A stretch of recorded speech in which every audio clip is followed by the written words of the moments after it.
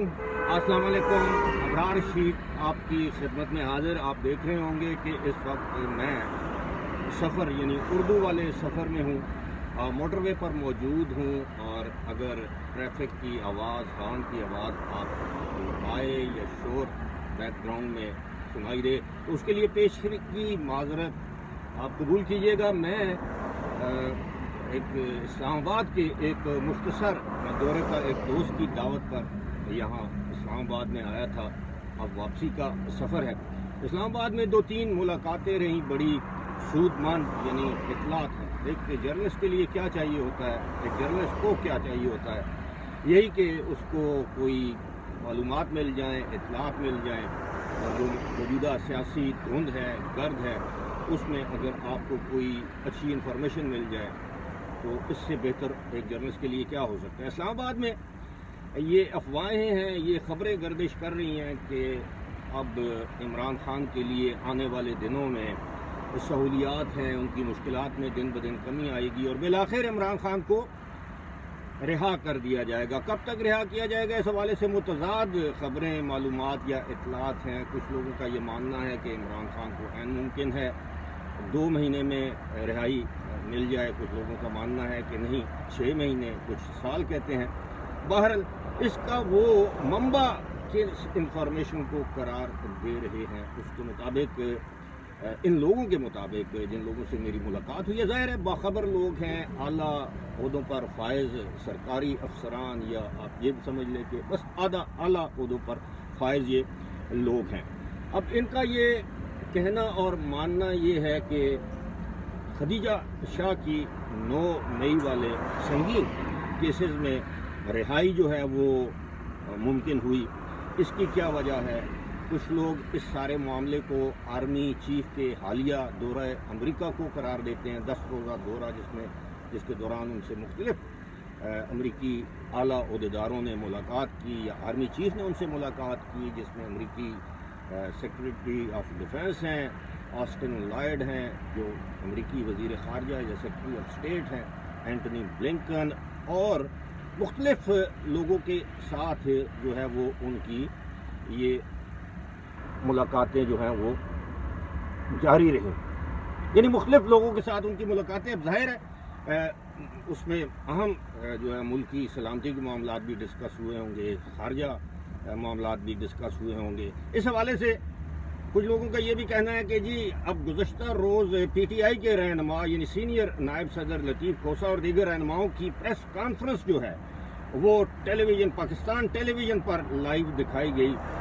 और ये भी एक इंदिया है, एक इशारा है कि जनाब इससे पहले तो आपको पता है PTI के रहनुमाओं की पाकिस्तान टेलीविज़न पर प्रेस कॉन्फ्रेंस पर पाबंदी थी। साथ ही साथ वो लोग ये कहते हैं कि जनाब आपने देखा है कि पहले साइफर केस को सुप्रीम कोर्ट ने आलमोस्ट उड़ा कर रख दिया, जिसमें कोई बात नहीं है, कोई सबूत नहीं है, कोई वजन नहीं है इस केस में। उसके बाद साइफर ट्रायल की इस्लामाबाद हाई कोर्ट के एक जज साहब ने 11 जनवरी तक ट्रायल को रोक दिया। साथ ही साथ पेशावर हाई कोर्ट की जानिब से जो ठंडी हवा आई कि बल्ले का निशान, इलेक्शन कमीशन के फैसले को कलअदम करार देते हुए बल्ले का निशान यानी बैट का निशान, इंतखाबी निशान पाकिस्तान तहरीक इंसाफ के को वापस कर दिया गया। तो ये सारी इमरान खान या पाकिस्तान तहरीक इंसाफ की फतह है, या जो खदीजा शाह की रिहाई आप कह लें। इसके साथ साथ पाकिस्तान टेलीविज़न पर PTI के रहनुमाओं की प्रेस कॉन्फ्रेंस आप देख लें, दीगर जितने भी मामलात जिनका मैंने जिक्र किया तो वो इसको बुनियाद बनाते हैं। तो फिर मैंने उनसे इस्तफसार किया, पूछा कि हुजूर अगर ऐसा ही है तो ये सारा खेल रचाने का फ़ायदा क्या था? उन्होंने कहा कि ये एक सबक सिखाना था, सबक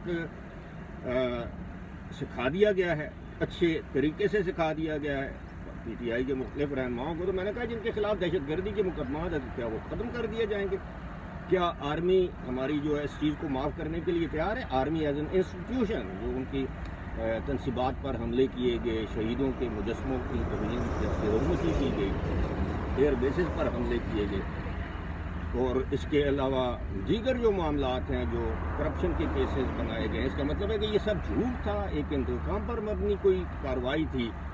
تو ان لوگوں کا یہی ماننا ہے کہ جناب بس سبق سکھانا مقصود تھا، اور اب پی ٹی آئی کی موجودہ جو قیادت ہے وہ ان کے مطابق راہ راست پر آ چکی ہے۔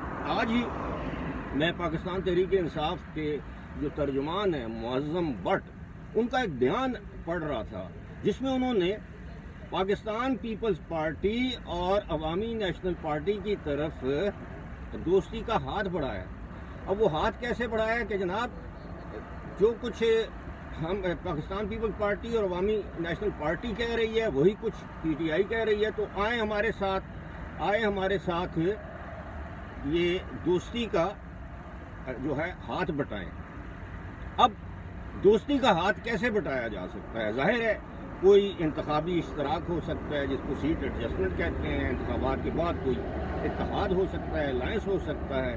تو یہ میں کئی ویڈیوز میں ذکر کر چکا ہوں کہ یہ ممکنات کا کھیل ہے سیاست، اور پاکستان پیپلز پارٹی این ممکن ہے کہ آئندہ جو حکومت بنے گی اس میں پاکستان پیپلز پارٹی اور تحریک انصاف جو ہیں یہ اگر حکومت بنا سکتے ہیں یہ حکومت میں آ جائیں، اور اگر نہیں تو پوزیشن میں اکٹھے بیٹھیں، تو کچھ بعید نہیں ہے۔ لیکن اسلام آباد کی فضاؤں میں یہ خبریں گرم ہیں کہ عمران خان کے لیے اب خوشگوار ہوائیں، نہ ٹھنڈی، اب ٹھنڈی ہوا کہ اگر ہم کہیں تو سردی کے موسم میں ٹھنڈی ہوا بھی انسان کے لیے وہ کوئی سود مند نہیں ہوتی، بلکہ وہ ظاہر ہے آپ کو ٹھنڈی ہوا سردی میں لگ جائے تو آپ کی طبیعت ہی ناساز ہوگی۔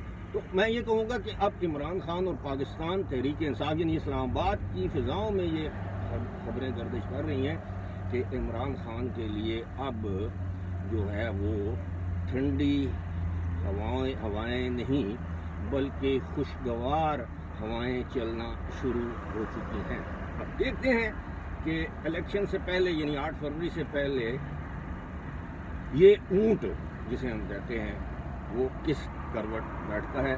موٹر وے سے ابرار رشید کو فی الحال دیجیے اجازت۔ خدا حافظ۔